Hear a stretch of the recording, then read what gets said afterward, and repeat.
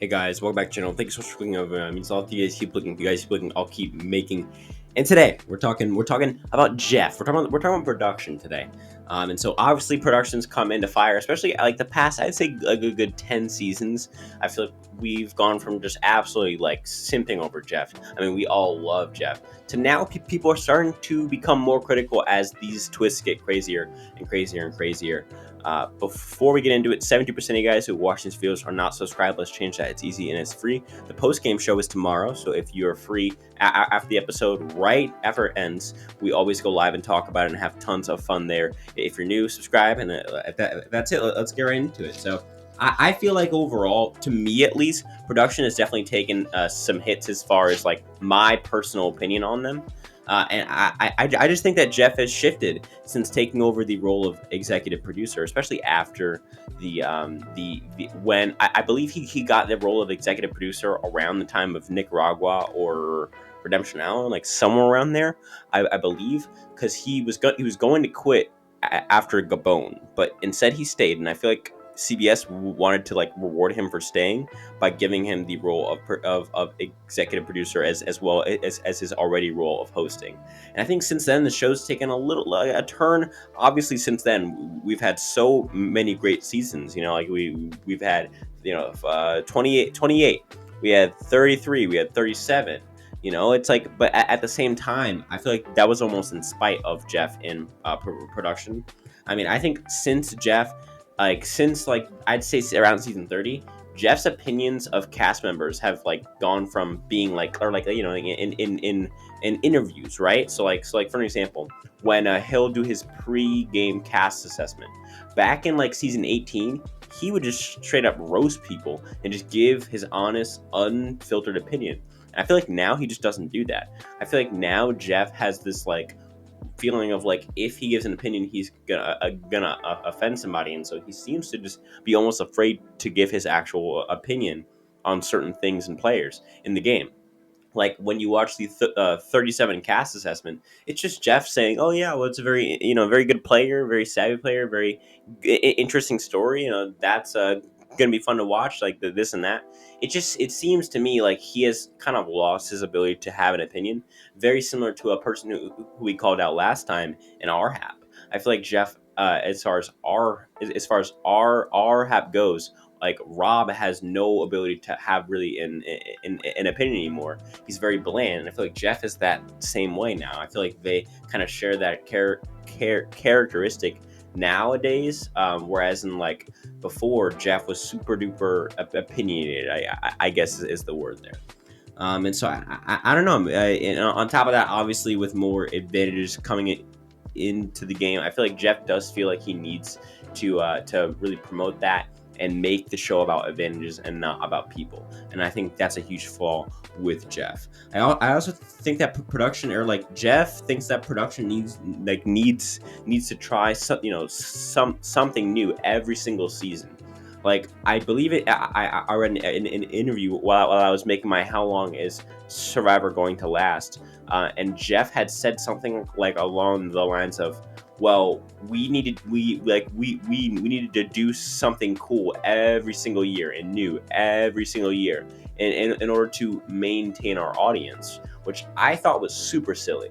I thought, like, why are you trying to maintain an audience that has maintained itself for 20 years, right? Anybody who's still here after 20 years is not leaving unless you just screw up the show. And so I do feel like Jeff has this misperception that he and production need to perform every single time that they turn on the cameras, and that they need to somehow to do something new and controversial every single season, like the Edge, or like a big twist like the one that's coming up in 41, at least from the rumors. Yeah, I think production has lost its ways as far as how they feel that a season should go, and how they feel like they need to stay on the air. And to do that, they personally feel like they need to kind of almost like put on a show. When the show kind of makes itself, you just have to have a good cast, and the show makes itself. And I will say that the cast, since Jeff has become executive producer around season 22 or 3, has gotten actually better. I think if you look at casts like like 14 and 17. There's also low points, like for an example, you have 26 fans, right? Or you have the 30 cast, or you have the 36 cast. But there's better cast overall post 20 than there is pre 20. I do think that their issue is that they're not letting their casts play. They're letting the Avengers play and the cast be secondary in the edit and in the story. And I feel like that's a serious issue that I personally have with Jeff at the moment. And so, I mean, here's just a few things that I want to talk about my personal opinion on. And these are two production things, right? Two things that production has caused that are very controversial. So the first one is obviously Final Four fire making challenge. So obviously, I really don't have an issue as far as like a serious issue with how the Final Four fire making is now. I think there's a better way to do it. I feel like you should just have all four of them compete in a fire making challenge, and the last one to make a fire loses. I feel like if you're gonna preach about how fire is so important, why are you only making it important for the person who couldn't stack their blocks correctly? I feel like if fire is that important, make it something that everybody has to know how to do, or else you will go out at 4. Because then more people will practice, and then you'll have more competitive fire making challenges. That's just my 2 cents. I think I made a video on it like way back in the past, but yeah. But my main issue is when they had first done this in season 35, they didn't tell the cast at all. So the cast was just as surprised as we were to have this happen to them. And I feel like this twist kind of ruined that end game. Not from from an entertainment perspective, although I do feel like honestly, Chrissy, Devin, and Ryan Final Travel was more competitive. But I do think that Ben winning there is probably like based on the edit is probably the best thing, just because it's like the underdog. He pulls it out, and as much as it may have been unfair, I actually like Ben as a winner in that season. I think he makes that season kind of rewarding because the person who's Ben bombing episode after episode then goes and wins the game and doesn't get like cut at 4 or something. And so I like the fact that Ben got to the end, but the way that the way that they had to do it was to basically burn the other three's games as soon as Ben had a chance at fire. All 3 of their games were over immediately. Chrissy knew it, Ryan knew it, and Devin knew it. I think that the issue here is that you did not tell them. If you tell them at like even like at the merge, even at Final 6, that's fair. I don't know about Final 6. Maybe like if you tell them at like 10 or like I think 9 or 8 is the latest that it would be fair to tell them. But if you were to tell them at like 9 or 10, like, hey, this is the twist. It's going to happen at 4. This is how it works. That's more fair than them just straight up saying, hey, no. We are basically gonna have you go to the end, expect a regular 4 vote, vote at 4, and then we're all of a sudden going to say, hey, actually we're not going to do that. We're actually going to have you essentially just not know the rules of the game and then the end game becomes this sort of confusing thing for them, where I'm sure when Chrissy read that quote unquote advantage, which really I believe she had won the advantage, and the advantage was knowing about the twist. So I guess they weren't that like terrible to her and that like roasting her, because if they were like, Chrissy, you won an advantage and the advantage is the twist, that would just be hilarious because the advantage is like her game ending immediately. But instead it seemed like they were going to do that twist like from the beginning. I would really hope if they did that purely to get Ben to the end, that's a serious issue. Although I do feel like because the twist sticks and because it happens season after season, and it's now been almost 5 seasons it's been almost 6 seasons in a row that they've had it. I do feel like we probably meant to do that there, and that production did want to do that and did have that plan before Ben had kind of rose as an underdog there. And so I'm confident that production there wasn't trying to play dirty, but I really hope they weren't, because that would be pretty disappointing to know that the show basically ended three people's games very unfairly in order to get their underdog to win the season. That just seems pretty unfair in my personal opinion, personally. The other one is EOE. So I think EOE's problem is definitely it's lack of fairness as far as you vote out somebody and then they get to come back. That's like the main thing, right? Because obviously both return mechanics in both Edge of Extinction and Redemption Island share this. But I think the reason why Edge of Extinction, or sorry, why Redemption Island is actually better than EOE is, personally, in my opinion, I feel like it's fair that if you get voted out first, you have to work a lot harder than the person who got voted out right before the end. I feel like that's fair. I feel like if you're the first boot or the second boot or like the fourth boot of the season, you should have to work a lot harder than the person who's the 17th boot from the season, because I personally I feel like if like I feel like if you're saying, hey, the first boot and the 13th boot are gonna have the same shot at getting back in the game at final six, I say that that's not fair, because then you're not like punishing people for getting voted out first. In fact, in an Edge season, if you know that like your game is set up for you to be like the merge boot or something, you should honestly just get voted out in the pre-merge, so that you have two shots to get back into the game with an advantage as well.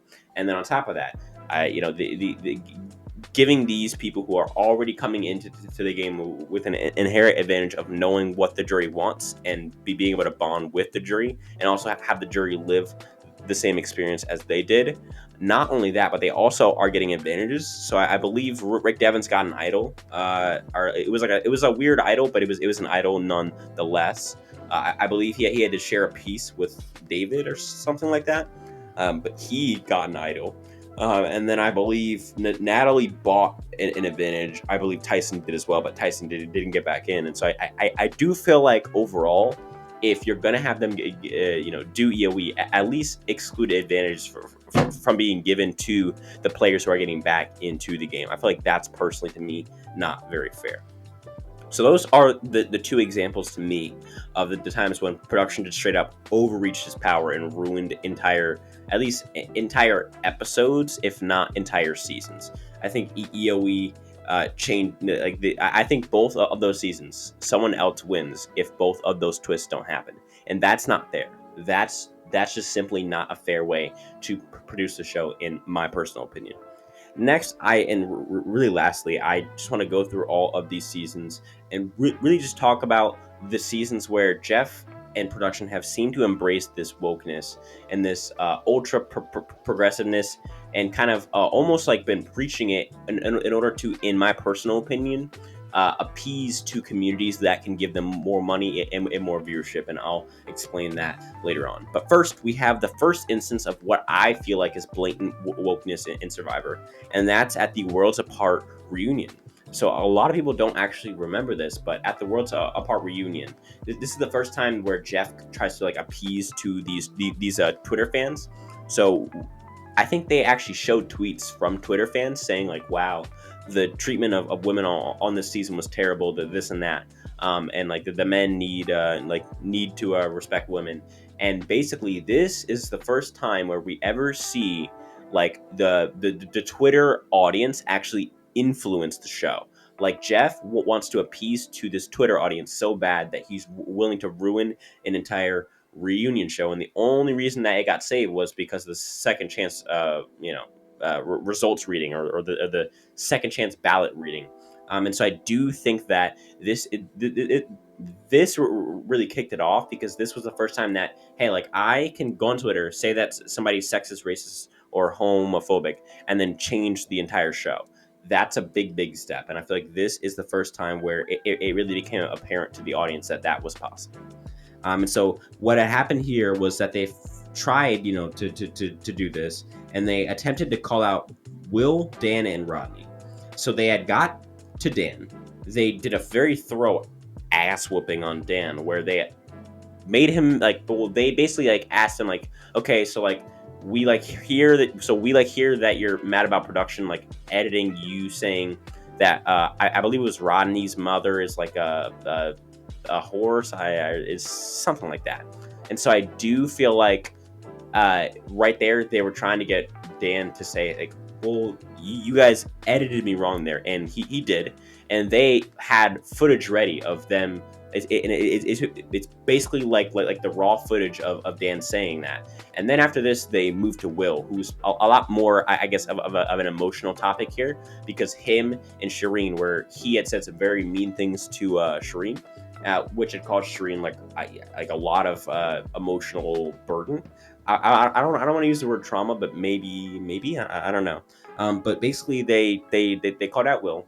Then Will's wife in the audience started like arguing with Shireen. And this caused Rodney to get off scot free here. Although I don't think that Rodney said anything like terrible. Although he probably did say some not so great stuff.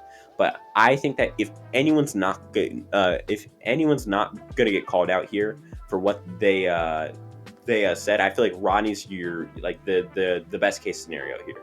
And so Rodney gets off scot free because Will's wife arguing with Shireen and not letting it go, and ends up actually burning the time that they had set to scold Rodney. And so Rodney, because he went last in this order of scoldings, he kind of got off scot free in this scenario. Next thing I want to talk about is not an example of wokeness, and I actually think that production handled it pretty well.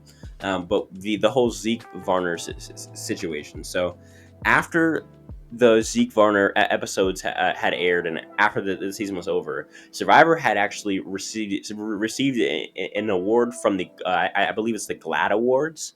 I'm not really familiar, but I do hear that they're with the LGBT plus whatever's, and they're basically a support group for them, and they give out awards to shows who like I either rep, represent them or help them or raise awareness for them. And basically, the GLAAD Awards had given Survivor an award for how they handled the Zeke transgender incident. And so I feel like they're in my again, there's no real evidence for this. This is just me guessing. I think that this is like the turning point where Jeff realized that, hey, like I can make money off of appeasing these social justice groups. Really, I think is the word.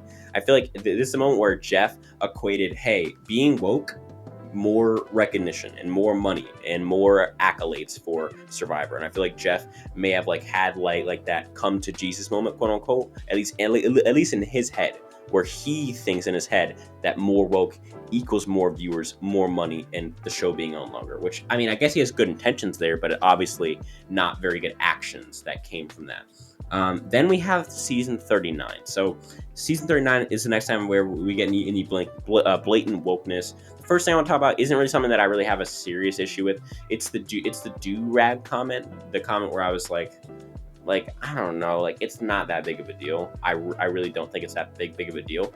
I do think that Jamal was right in his of being offended there. I don't think that it needed to be a whole scene in which Jack's denouncing himself and his white privilege or whatever. I think that was kind of stupid.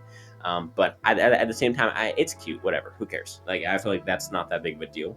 But I think the big thing this season was with the whole Dan Spilo situation. At the end of the season, at the reunion, we see Jeff essentially begging Kelly to yell at him and scold him in the reunion show live.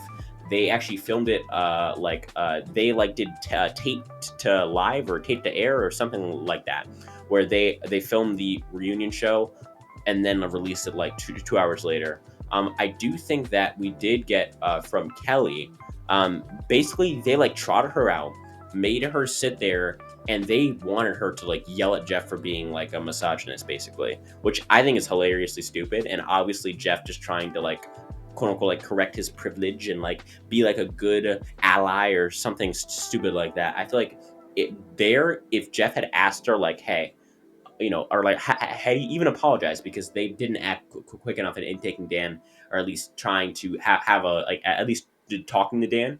They had never directly warned Dan. They had only had conversations with all of the players. So I think that is kind of screwed up there. But I do feel like the issue there is probably that they made Kelly go up on live TV, basically live TV, and they made Kelly scold Probst. Probst basically had to ask her, like, do you have anything to say to me, like, because and then he's like, I'm here to take it, and she's like, no, like, not really, and like she was saying, like, I understand, like, where Survivor's come from, like she's just trying to be respectful, and Jeff's like, no, scold me, like it was so cringe, just like how Jeff felt like he was being a good ally. It's like, no, Jeff, you're being cringe and you're forcing someone to be offended. That's not what being a quote unquote a good ally is being, which is already kind of a silly comment. And the last thing from this season that I want to talk about is Missy talking about how Jeff Probst should have acknowledged the fact and congratulated the fact that two black people had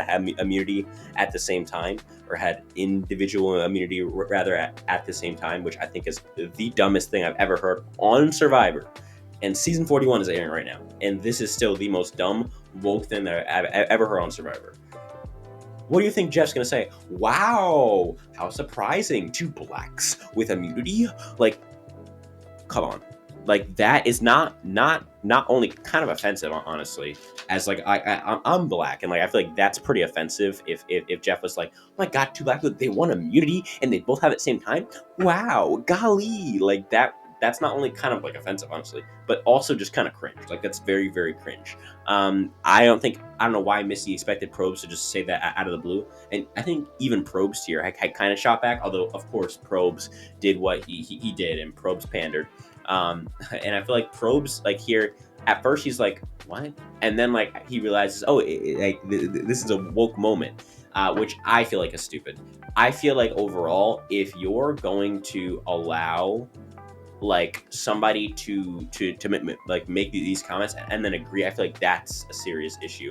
But we see Probst here say, oh well, I'm sorry for not saying that. I mean, like, you like understand why I wouldn't be, because that like may also be offensive, but you know, I'm like, I see you and I congratulate you. Like, that is so stupid to me. Why are you congratulating people based on a race for immunity? Like, could you imagine if a white person, or if even like if a Latino person was like, two Mexicans have a immunity right now, give us a shout out, Jeff. Like, what? Or like if someone was like, two people over 6'3" have immunity right now, right? Like, that is just as dumb as this, and I feel like that just shows you how silly this is. And I can understand if you're arguing with me against maybe like the women's bias or the race stuff, but the idea that you could argue that Missy saying that two black people having immunity at the same time is something that Jeff Probst should have dropped everything and cheered for, and actually said out loud first, is absolutely 100% ridiculous, in my personal opinion.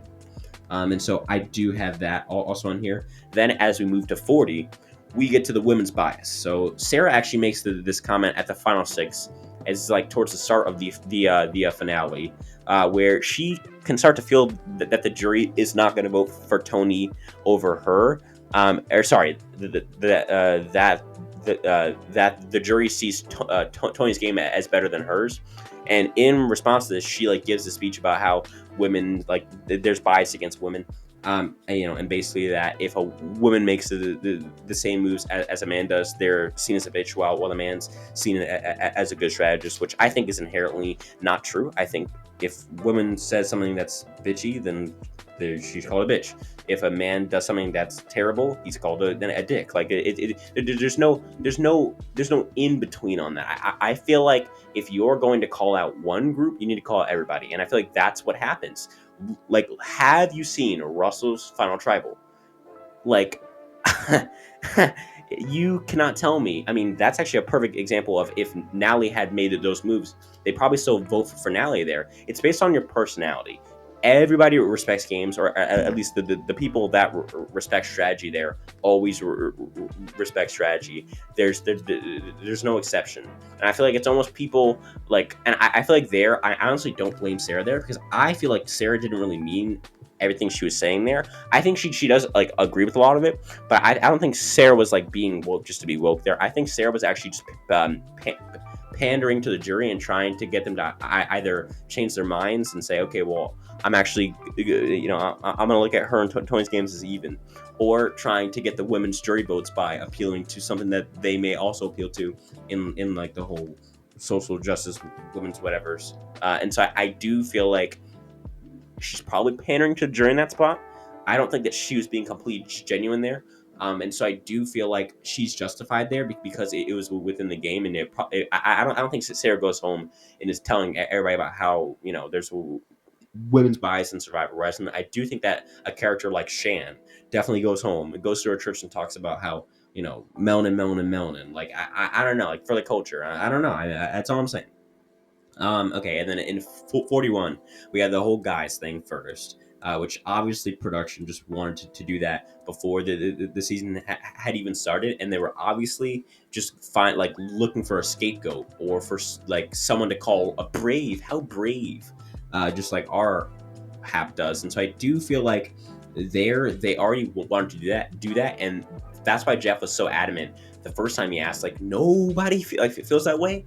Like I think in his head that he was saying we just casted a bunch of like people who are not dudes. Let's put it that way, and y'all are about to not change this. No, and I think Jeff was so happy when Ricard had brought it up because Jeff was, I feel like production wanted to change that catchphrase and they wanted someone to blame it on, and Ricard became that easy scapegoat who would catch all of that flack on Twitter instead of Jeff. And so I do feel like that is the case.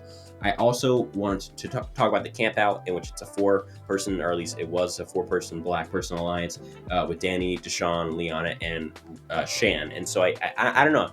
I think it's a great game move. I think it's a really good move to make a race, especially if you're black, to make an alliance based off race. But as far as like a personal thing, I think it's so I'm not a fan of. Like that does not make you more likable in my eyes. Although I do think that it's a very good game move, specifically for Deshaun and Shan there. I do think that overall it's not good for the game in the future, because then you get counter white alliance, and then that's not really what you want to see. But I do feel like I can at least respect the move there.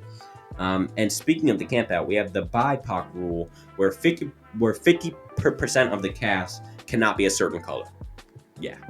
Um, I'm not even gonna get into this one. I think it's good to have diverse casts. I feel like diversity in age, diversity in thought, and the diversity in like where they come from is much more important than your skin tone or your gender or whether you identify as something or whatever.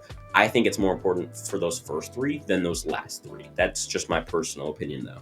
Tell me how you feel about it in the comments. We also have all of the for the culture nonsense and hearing quote unquote as a black woman, quote end quote there. Like we heard that at least 1,000 times on 41. And so I mean, I just want to close this out by saying, like, I have no issue with progress, right? I have no issue with like things coming up in the show and them showing it, because that's what the players are talking about.